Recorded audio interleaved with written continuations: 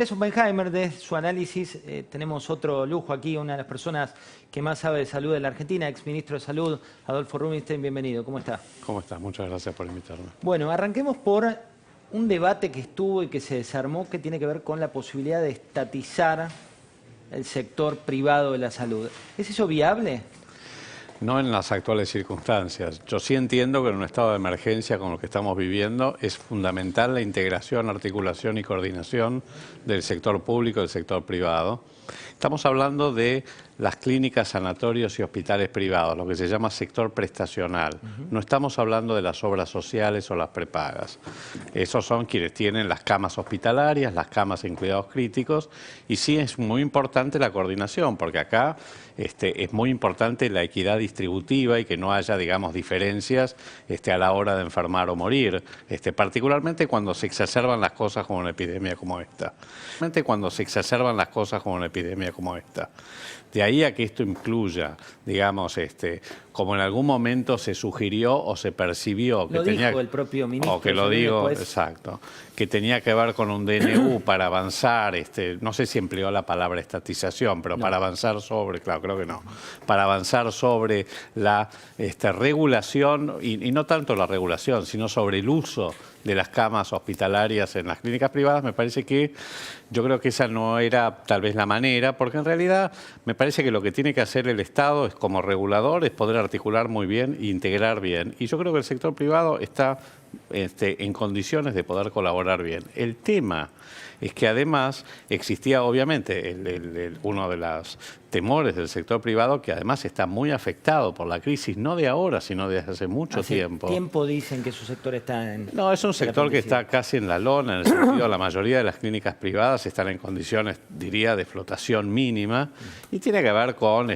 por muchas razones, razones que tienen que ver con la excesiva fragmentación del sistema, la falta de economías de escala, la inflación en salud, que es un tema recurrente motivado por la innovación tecnológica y por la falta de marco regulatorio para la cobertura de nuevas tecnologías, pero la realidad es que están mal desde hace muchos años. De hecho, viene prorrogándose la emergencia económica sanitaria, venía prorrogándose desde hace 11 años, antes de que saliera. ¿Estamos preparados para una pandemia como la que tenemos? Estamos preparados. A ver, ningún sistema de salud está preparado para una pandemia que se desborde. Lo estamos viendo en Nueva York. Imagínate que Nueva York debe ser de los sistemas hospitalarios más sofisticados del mundo. Y sin embargo, hoy están absolutamente colapsados. Lo estamos viendo en España, lo hemos visto en Italia. Así que definitivamente no hay sistema de salud, por más robusto que sea, que pueda soportar, digamos, una pandemia que se desborda. Por eso yo creo que la medida que se tomó fue muy oportuna acá, de decretar este aislamiento social obligatorio cuando teníamos menos de 100 casos. Pensá que España hizo lo mismo con entre 5 y 10.000 casos, lo mismo Italia, donde ya es incontrolable la cosa, y Estados Unidos ni siquiera lo ha hecho a nivel nacional. Se manejan algunos estados de esta manera y otros, digamos, no. Y ahora el volver, como se prevé para el lunes, de algunos sectores que vuelvan al trabajo, ¿eso cómo se puede prever que no haya contagios masivos? La salida de la cuarentena, ahora se está pergeñando cómo va a ser, porque claramente el tema no es salir, sino cómo salir. Y porque tampoco se puede prolongar el aislamiento social obligatorio mucho tiempo más. Yo no sé si se va a definir o no una semana más o no, eso será una decisión del presidente, pero mucho tiempo más no se puede, no solamente por la afectación de la economía real, que claramente es una consecuencia, muy clara del parate económico que estamos viviendo, con muy poco colchón de reservas, sino también porque existe toda una cierta, entre comillas, intolerancia social. En algún momento esto, empieza la gente a violar la cuarentena cada vez más, o cada vez se encuentran más excusas. Lo que pasó el viernes pasado no ayudó a esto. Así que yo creo que de una u otra manera, sea una semana más o no, esto probablemente se relaje el aislamiento social. Por supuesto que eso tiene que ser ordenado. Parte de la población vulnerable tiene que ser protegida, los ancianos frágiles, las personas con enfermedades crónicas. Las poblaciones y la gente que vive en viviendas precarias, en zonas periurbanas muy carenciadas, en villas, asentamientos, no pueden tener el mismo tratamiento que la población en general, porque el índice de contagiosidad en viviendas precarias, sin agua corriente, sin elementos de limpieza, viviendo hacinados, conviviendo abuelos con nietos, etcétera, tiene un índice de contagiosidad altísimo. Es una cuestión fáctica, no de opinión en ese sentido. Exactamente, con lo cual lo que hay que lograr es cómo, digamos, de alguna manera, más allá de la ayuda alimentaria, de la ayuda económica, proveer agua potable, elementos de limpieza, clínicas móviles. También habrá que ver, como dijeron los curas villeros, que a mí me parece que es muy razonable, de ver de qué manera se pueden ampliar las zonas, pero claro, ese aislamiento más en zona y no en una vivienda, tiene que acompañarse de estrategias de diagnóstico rápido. Y ese es nuestro principal cuello de botella, porque hoy estamos todavía corriendo lo de atrás con los testeos. Y acá no se habla de testeos masivos, porque los testeos masivos no tienen ningún sentido epidemiológico, pero sí rápidamente detectar los casos sintomáticos, levemente sintomáticos, justamente para aislarlos y que no circulen. Para que no genere un efecto. Pablo tiene una pregunta para hacerle, Adolfo. Exactamente.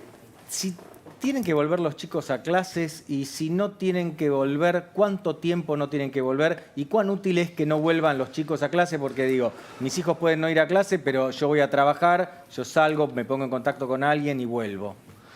Es una buena pregunta. En realidad, los chicos no tienen afectación, digamos, no hay casos muy severos, si bien se contagian y sobre todo portan este virus, con lo cual contagian digamos, no solo a otros chicos, sino también a otros adultos, a los abuelos, etcétera. Así que el tema digamos, de la suspensión de las clases es para evitar justamente esta cadena de contagios, o sea, mantenerlos más aislados. Y como decía recién Oppenheimer, esto tiene mucho que ver con las nuevas modalidades, los nuevos estilos de vida que estamos aprendiendo en el teletrabajo, la teleeducación y muchas cosas que están para quedarse. Yo coincido 1000% con lo que dijo. Hay cosas que no van a cambiar, hay cosas que han cambiado, que van a seguir claramente después de esta pandemia, que por otro lado yo creo que va a durar unos cuantos meses más. No digo todas las medidas que se están tomando, pero claramente, digamos, la suspensión de las clases yo creo que está para, digamos, probablemente hasta después de julio. Si vienen las vacaciones, ya anticipó el ministro que... Y muchas de las medidas de distanciamiento social van a seguir. Las conductas sociales, el comportamiento social, hay cosas que van a ir cambiando y no sé cómo va a ser el mundo y la Argentina después de la pandemia. Probablemente sea diferente, coincido con Oppenheimer. Hay un dato que particularmente nos preocupó en la mañana de hoy y que, como aclaraba la nota de José Costa, que es el periodista que lo investigó, empiezan a aparecer casos de muertes por coronavirus que no están registradas. Él tomó, nobleza obliga, eran 2 casos donde lo que se aclaró desde el Ministerio de Salud es que las clínicas y los centros de salud son responsables de informar. ¿Puede pasar que esos casos no estén en registros? Digamos, que haya más de los que uno cree. Puede ser. Puede ser, sobre todo en una epidemia que está en plena evolución, estas cosas pueden ocurrir. Acá hay responsabilidades compartidas, es de la clínica, también es del Sistema Nacional de Vigilancia, que tiene que hacer un seguimiento muy estricto. Pues los casos positivos, el Malbrán, cualquiera de los laboratorios los reporta al SNBS, que es el Sistema Nacional de Vigilancia, quien tiene que informar a la clínica, porque esto ocurre más en el sector privado, que está menos acostumbrado a notificar. Entonces, si no le avisa en tiempo y forma, es un problema.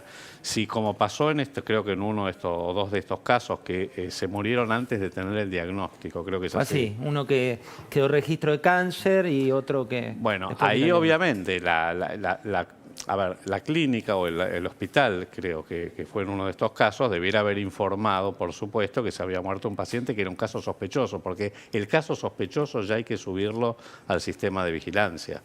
Entonces acá yo creo que es falta de aceitamiento del sistema de vigilancia en una condición nueva, pero que claramente, porque hoy por hoy nosotros no conocemos cuál es el número de casos reales. O sea, hoy hay 1.700 casos, pero la realidad es que no conocemos cuántos casos andan dando vuelta por ahí.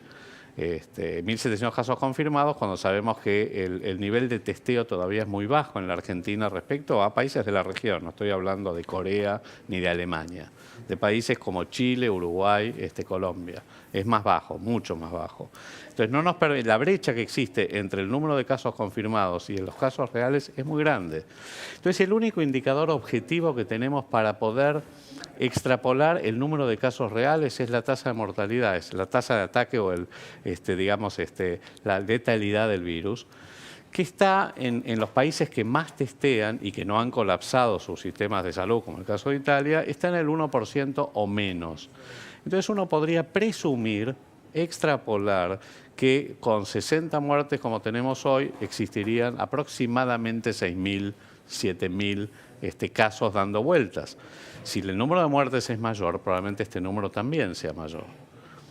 Así que bueno, este es el tema con la incertidumbre o el intervalo de confianza que tenemos con los datos. Todavía no tenemos datos absolutamente precisos, más allá de que los casos confirmados son confirmados, no es que nadie ande ocultando información. No, eso hay que aclararlo también porque para no generar suspicacias. Nadie está ocultando información, los datos que se reportan son los casos que se confirman. Pero es cierto que puede haber ciertas inconsistencias producto de un sistema que todavía le falta terminar de ajustarse. La última, hay casos de diabetes, hay casos de asma. Nos hemos vuelto todos expertos en esta infodemia de leer absolutamente todos los casos. ¿Cuánto es el agravante de diabetes? ¿Cuánto es el agravante del asma en estas situaciones? Exacto. Uno de los grupos, además de los ancianos frágiles, la tasa de mortalidad va aumentando, la letalidad del virus va aumentando con la edad. A partir de los 60 años, de los 60 años es muy baja, bajísima. A partir de los 60 años, de los 60 a los 70, está en un rango de 1 a 3%. De los 70 ya sube a 5 a 15%, más de 80 ya es mucho mayor. Y lo mismo ocurre con los pacientes que tienen enfermedad cardiovascular, insuficiencia cardíaca o condiciones crónicas como la enfermedad pulmonar crónica o la diabetes o el cáncer, también tienen mayor riesgo. ¿Por qué? Porque son pacientes más debilitados. Definitivamente tiene que ver con eso. Si me permitís un último concepto, porque me quedé muy tildado con algunas cosas que dijo Oppenheimer. Y vos mencionabas que la pandemia no nos tape el bosque. Y para mí es muy bueno eso. Yo creo que hay que tener muchísimo cuidado con todo esto. A mí también me agarra cierto escozor y cierta inquietud cuando, la excusa de la pandemia puede generar, conductas más autoritarias, o esto lo estamos viendo en muchos países del mundo, aún en países con democracias robustas, lo estamos viendo, lo vimos en el Reino Unido, no solamente en Hungría, y lo estamos viendo en Brasil, lo estamos viendo en muchos países donde comienza de alguna manera a colarse, cierto avasallamiento de libertades individuales, de pensamiento único, que tienen que ver con esto de que estamos en un momento de emergencia, por lo tanto, todos borramos república. Bueno, exacto. Yo creo que eso es realmente peligroso, es muy peligroso. Entonces yo creo que hay que marcar las cosas como son. Creo que obviamente acá estamos todos encolumnados detrás del gobierno, porque acá estamos todos en riesgo, así que acá no puede haber ningún tipo de oportunismo político, pero también me parece importante que se vayan marcando las cosas, que no haya congreso o que no esté funcionando adecuadamente o que, no se permita el disenso, me parece que puede ser un problema. No digo que esto esté ocurriendo acá, por ahora se ven algunos indicios, pero no es así.